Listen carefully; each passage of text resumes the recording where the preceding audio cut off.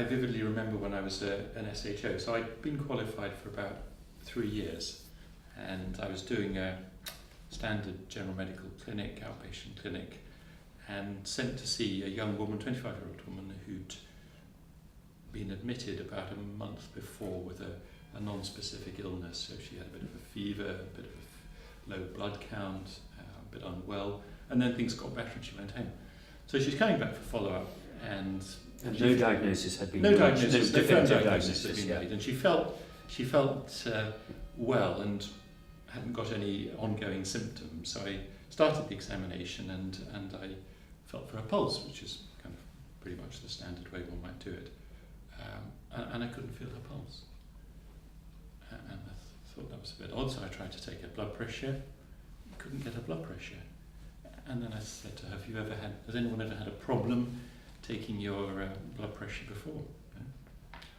So I'm starting to think, goodness, what can account for this young woman, healthy young woman, not having pulses? Because she hadn't got a pulse on the other side either.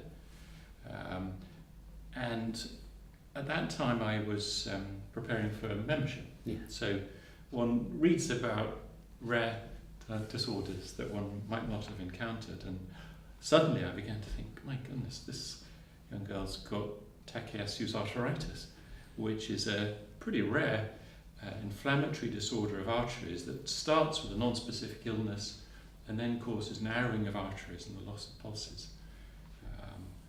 And I was really getting quite needing to sort of sit down because I was so excited by the possibility that I'd made this incredibly rare diagnosis. Very rare diagnosis. And to cut a long story short, that's what she did have.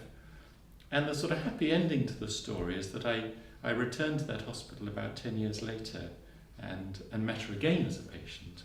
And she'd been treated with anti-inflammatory medications that had really halted and indeed reversed the arterial disorder she had, and was really quite well 10 years later.